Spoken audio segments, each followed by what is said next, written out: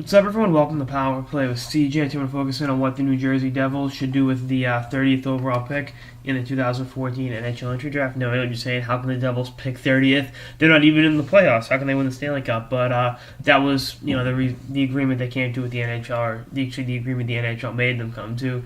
The wake of the Kovalchuk punishment, which really was ludicrous when it happened, and is still ludicrous. They got the first round pick back, but instead of having their first round pick, which had been the 12th or 13th pick, they picked in 30th, so it was a compromise. I don't think it was great for the Devils, but it was better than not having a pick at all in this draft.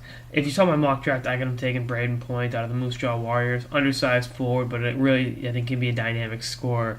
I love the smaller guys that can score at that level, and I think he can be a very intriguing prospect. I mean, I think. If one of the other guys would fall to them, Ryan McGinnis, I think plays a real devil style game. I think they're going to go with the forward this draft. Someone asked me if Thatcher Demko of Boston College, the goalie, fell to them, would they take him? I don't think so. I think they already have one goalie from Boston College in the organization who they'll lock up long term this summer. And maybe with the second or third round pick, they go after one of the other goalies, but I don't think they use a first round pick on a goalie.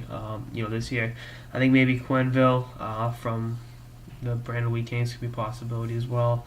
There really is. You can realistically put 10 or 15 names there. Maybe they take Claude Lemieux's son. Actually, it's kind of funny. Brendan Lemieux, Claude's son. I originally had him going to the Devils in the mock draft, and I was like, you really can't have Claude Lemieux's son and Stefan Matteau's son in the organization. It's just too much.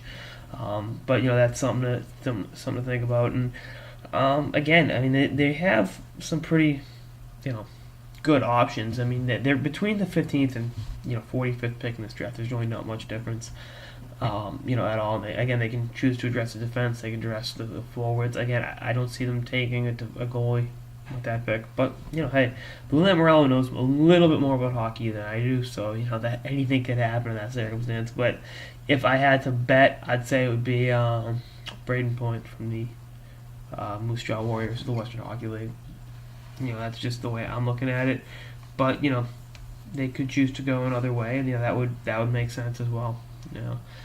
This is New Jersey's kind of going through a rebuild right now. Obviously, Brodour's all but assuredly played his last game as a Devil, and you're looking at the turnovers going to be on this team over the summer, and the younger guys are going to get more ice time next year. Larson, Merrill, Gélina on the blue line. I think Mattel will get more looks next year. I don't think he played a game this year with the Devils. He didn't play a game actually, off the top of my head. And Reed Boucher will get some looks, and I think the Devils have some growing pains to go through as an organization, but I think they'll be back in the midst of things sooner rather than later. They've drafted some pretty good players, and the player they take with the 30th pick will be another part of that process. Anyway, that's all I got this episode of the Power Play with CJ on the New Jersey Devils and what they should do with the 30th pick in the draft. Stay tuned for episodes throughout the playoffs and beyond. And just FYI, they can't trade this pick. They can't trade down. They can't trade up. They can't move this pick at all. They have to pick 30th.